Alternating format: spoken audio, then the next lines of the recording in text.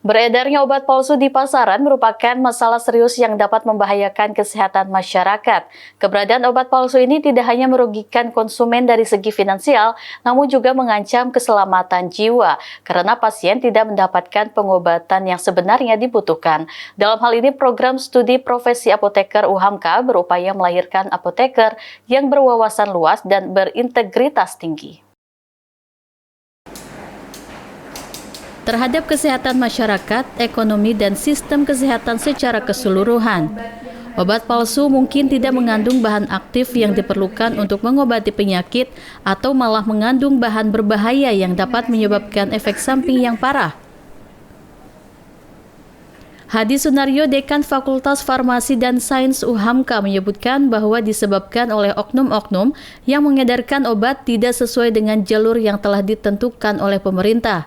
Berdasarkan aturan pemerintah, obat yang telah dibuat harus disalurkan melalui industri ke pedagang besar atau farmasi atau PBF yang telah mendapatkan izin dari pemerintah sehingga bisa disalurkan ke sarana pelayanan kesehatan di masyarakat.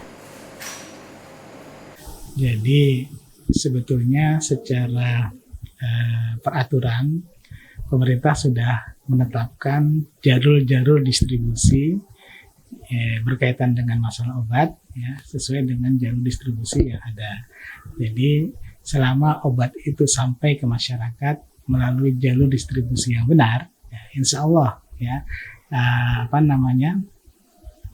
kualitas dan obat tersebut ya bukan merupakan obat yang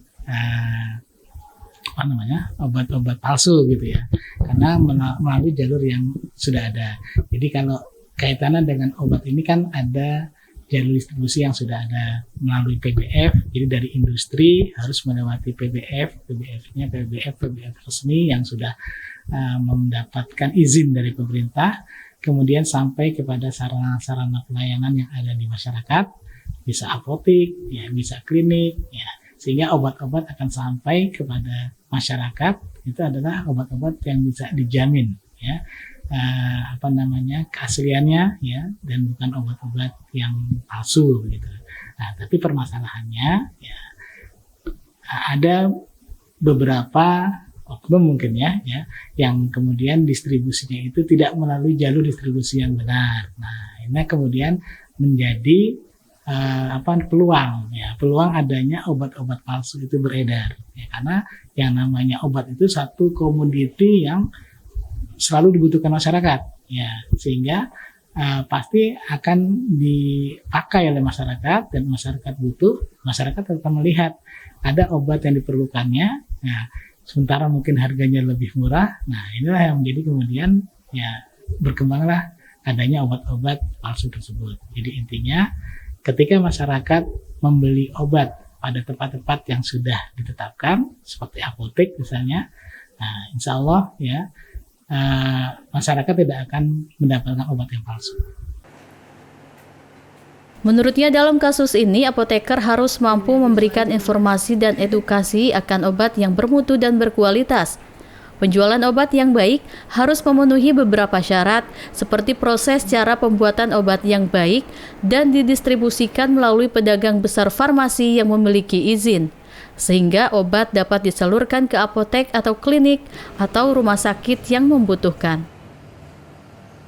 Nah, dalam hal ini apoteker sebagai seorang yang punya wewenang ya berhubungan dengan kaitannya dengan masalah obat, ya tentunya harus berperan aktif ya, untuk bisa memberikan informasi-informasi yang benar tentang obat. Karena sekarang ini tentu ya tadi saya sampaikan, namanya obat itu pasti dibutuhkan oleh masyarakat, dan masyarakat selalu biasanya mencari salah satunya harganya murah gitu ya. Artinya di sini harus ada edukasi dari profesi kesehatan, salah satunya apoteker, bahwasannya yang namanya obat itu ya bukan hanya dilihat dari murahnya gitu ya, tapi juga harus kualitasnya yang bermutu. Jadi setiap obat yang diproduksi oleh industri farmasi yang tentunya industri ini juga sudah mempunyai syarat-syarat tertentu, yaitu CPOB, kemudian didistribusikan melalui PBF yang juga sudah mempunyai izin ya, dan akhirnya nanti jatuh ke apotek atau klinik atau rumah sakit, yang disitulah peran daripada profesi apoteker ya, ketika dia menentukan obat-obat apa saja yang harusnya bisa diberikan kepada masyarakat. Untuk merespon fenomena ini, program studi profesi apoteker FFS UHAMKA berikhtiar untuk meluluskan apoteker yang dapat berperan dengan baik di masyarakat. Maka setiap tahunnya PSPA FFS UHAMKA mempersiapkan apoteker muda yang profesional dan memiliki etika profesi. Lulusan PSPA FFS UHAMKA juga harus mengikuti uji kompetensi mahasiswa Program Profesi Apoteker Indonesia, sehingga lulusan dapat menguasai dunia kefarmasian dan kode etik yang harus diterapkan di dunia kesehatan.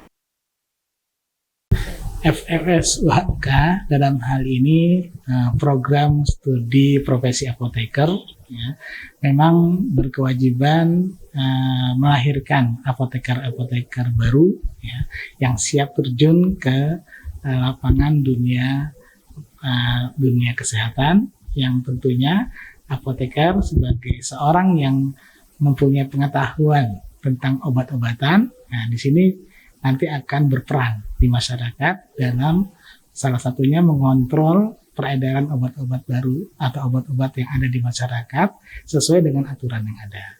Karena sebagai seorang apoteker, ini profesi apoteker adalah suatu profesi yang bukan hanya profesional dalam hal keilmuan, tapi juga memiliki etika profesi. Nah, etika profesi ini tidak, sebagai seorang apoteker tentu tidak akan melanggar yang namanya etika profesi. Sehingga UHAMKA dalam hal ini PSPA UHAMKA, program studi profesi apoteker UHAMKA yang ada di dalam Fakultas Farmasi dan Sains UHAMKA, setiap tahunnya menyiapkan tenaga-tenaga profesi apoteker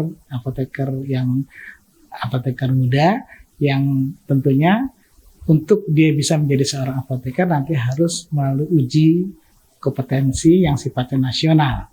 Nah, dalam uji kompetensi yang bersifat nasional sekarang namanya UKM PPAI ya.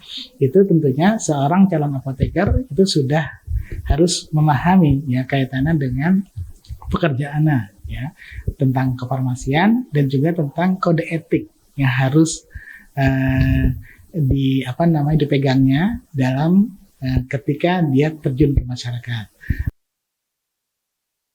Rahmat, mahasiswa semester 8 program studi sarjana farmasi, mengungkapkan pengalamannya sebagai mahasiswa FFS UHAMKA. Menurutnya, sebagai mahasiswa yang berkecimpung di dunia farmasi, pengalaman paling menarik adalah ketika mengikuti perkuliahan farmakologi. Iya, habis itu kan aku kan juga farmakologi kan, berhubungan dengan hewan kan. Mau nggak mau kan harus hewan kan dari pagi sampai malam. Situ kadang-kadang kayak apalagi pas lagi ngambil sampel ya, kayak ambil kulit gitu kan, ambil darah itu sampai malam, dari pagi dari jam 7 sampai isya itu baru selesai.